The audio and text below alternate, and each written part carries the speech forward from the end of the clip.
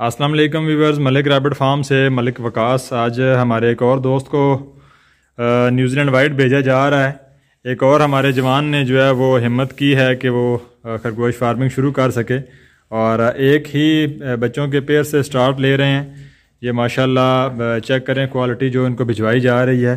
और ये हमारे वो जवान हैं जिनको जो है वो खरगोश फार्मिंग करने का शौक़ है और आज ये एक पेयर लेके जा रहे हैं। ठीक है जी, और इंशाअल्लाह ये भिजवाया जा रहा है खानपुर कटोरा जगह का नाम है, रहीम यार खान के पास, जहाँ पे ये पार्सल लेके जा रहे हैं जी।